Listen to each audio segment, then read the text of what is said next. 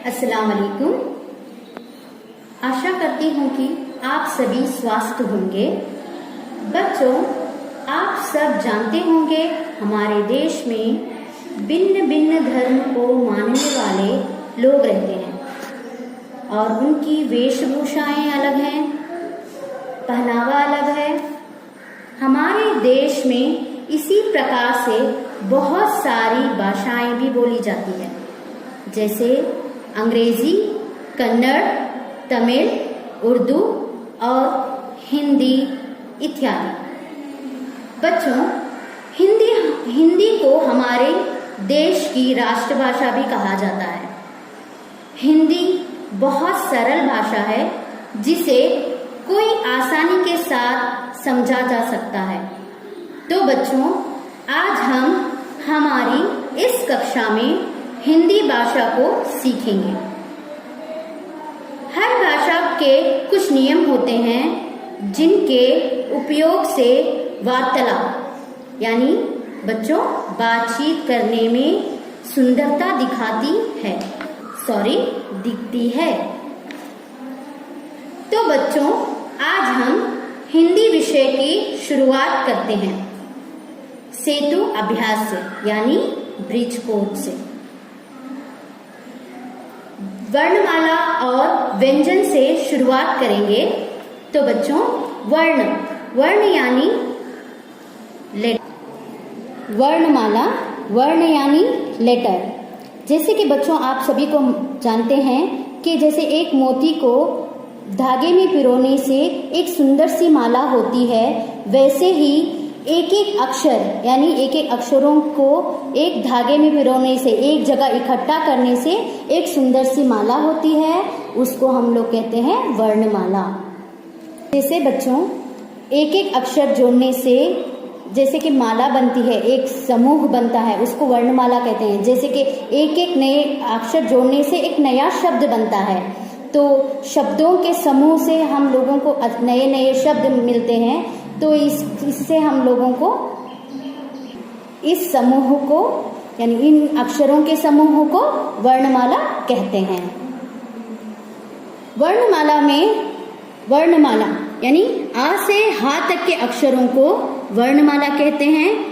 आ से हा तक अक्षर जो हैं 46 अक्षर हैं। इनमें वर्णमाला में 3 भेद हैं। बच्चों, वर्णमाला में 3 भेद होते हैं। बच्चों, हम लोग पहले इसको जो है अच्छी तरह से उच्चारण करेंगे, जैसे कि अ, आ, इ, ई, उ, ऊ, री, ए, आई, ओ, औ, अम, आहा। क, ख, ग, घ, च, छ, ज, झ, ञ, ट, ठ, ड, ढ, ण, त, थ, द, ध, न, प, फ, ब, भ, म, य, र, ल, व, श, स, ह। बच्चों, आ से हा तक के अक्षरों को वर्णमाला कहते हैं। वर्णमाला में 3 भेद हैं। कितने भेद हैं बच्चों? 3 भेद हैं। वर्णमाला कुल मिलाकर 46 अक्षर हैं। वर्णमाला 46 हैं, तो इसके जो है 3 भेद हैं, स्वर, व्यंजन, अयोगवाह। बच्चों, स्वर किसे कहते हैं?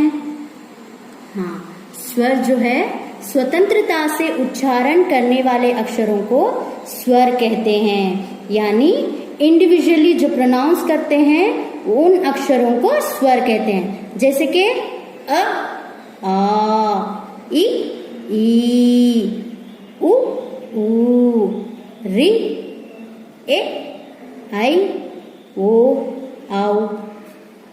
तो बच्चों, स्वर में जो है फिर से 2 भेद हैं, जैसे कि ह्रस्व स्वर, दीर्घ स्वर। ह्रस्व स्वर किसे कहते हैं? ह्रस्व स्वर जो है कम समय में उच्चारण करने वाले अक्षरों को ह्रस्व स्वर कहते हैं। ह्रस्व स्वर यानी अ, ई, उ, री। दीर्घ स्वर, दीर्घ स्वर क्या है बच्चों? हाँ, दीर्घ स्वर जो है एक से अधिक समय, जैसे कि आ, ई, उ, ए, आई, ओ, आओ। यहाँ पे जो है दीर्घ स्वर जो है, ह्रस्व स्वर कम समय में उच्चारण होता है, दीर्घ स्वर दुगना समय लेकर उच्चारण करने वाले अक्षरों को दीर्घ स्वर कहते हैं। ह्रस्व स्वर को जो है बच्चों जल्दी से पढ़ते हैं, अ, ई, उ, री, और दीर्घ स्वर को थोड़ा सा खींच के पढ़ते हैं, आ, ई, उ, ए, आई, ओ, आओ। तो हम लोग ह्रस्व स्वर के बारे में जानकारी प्राप्त कर ली है। तो हम लोग जाएंगे नेक्स्ट व्यंजन के बारे में जानकारी लेने के लिए। व्यंजन जो है क से ह तक व्यंजनाक्षर हैं। व्यंजनाक्षर जो हैं 33 हैं। उन व्यंजनाक्षर जो हैं कॉन्सोनेंट कहते हैं। व्यंजनाक्षर को क्या कहते हैं? अंग्रेजी में कॉन्सोनेंट कहते हैं। व्यंजनाक्षर ये अक्षर हैं कि स्वर की सहायता से उच्चारण करने वाले अक्षरों को व्यंजनाक्षर कहते हैं। व्यंजनाक्षर जो है क से ह तक के अक्षरों को व्यंजनाक्षर कहते हैं। तो बच्चों, हम लोग स्वर और व्यंजन की जानकारी ले चुके हैं, तो हम आगे बढ़ेंगे। अयोगवाह, क्या है ये अयोगवाह? अयोगवाह जो है, जो अक्षर हैं अम और अहा।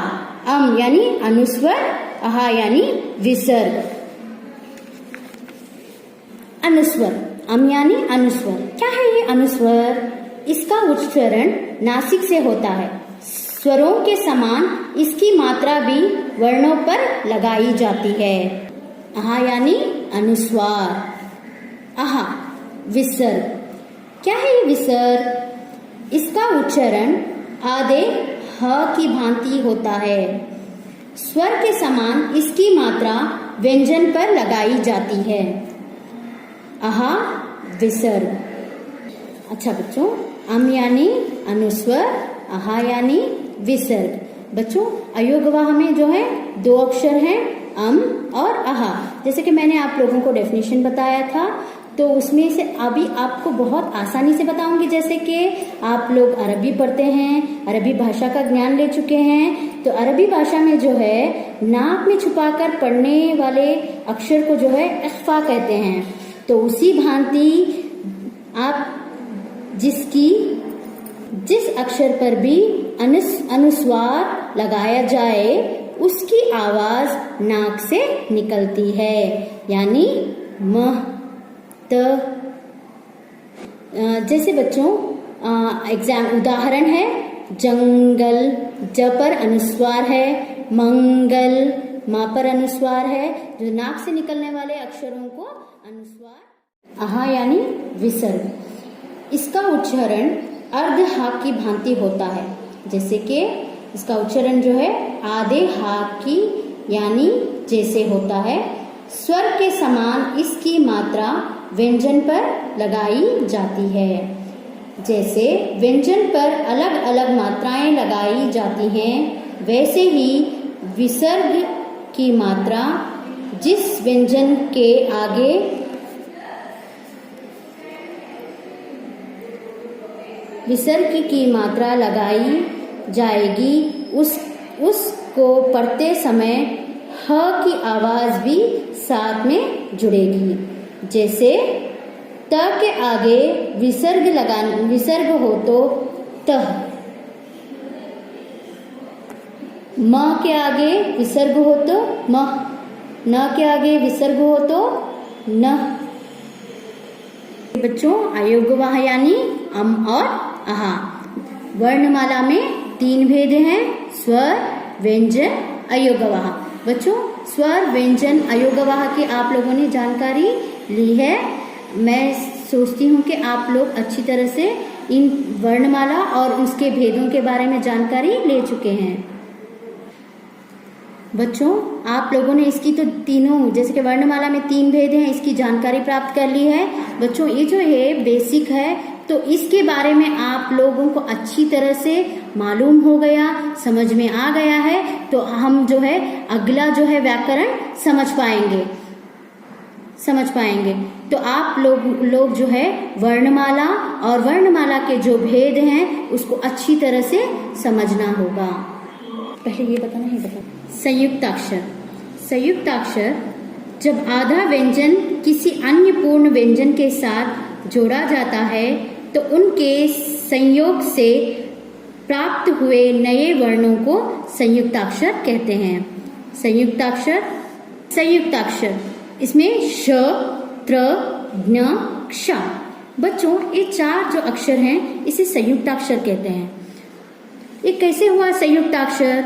आप लोग कंफ्यूज होंगे, तो यहाँ पे देखिए, व्यंजन के साथ व्यंजन अक्षर जुड़ने से संयुक्ताक्षर बनता है। तो ये जो व्यंजन कैसे जुड़ा है यहाँ पे?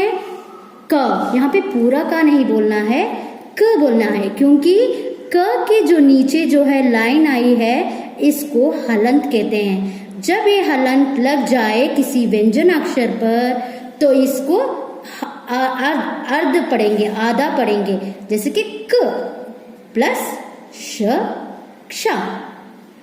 देखिए यहाँ पे त है, त के नीचे हलंत आ गया है, तो इसको पढ़ेंगे, उच्चारण करेंगे त प्लस र, त्र, ज प्लस ज्ञ, ज्ञ, श प्लस र, क्ष। तो बच्चों संयुक्ताक्षर जो है व्यंजन के साथ व्यंजन अक्षर मिलने पर जो अक्षर बनता है उसको संयुक्ताक्षर कहते हैं। तो बच्चों हम लोग आज पूरा वर्णमाला के भेद और संयुक्ताक्षर सीखे हैं। तो आप लोग बच्चों अपनी जो है नोटबुक में वर्णमाला के भेद और संयुक्ताक्षर लिखेंगे। आप जो है हिंदी क्लास वर्क में ये आपको होमवर्क लिखना है। धन्यवाद।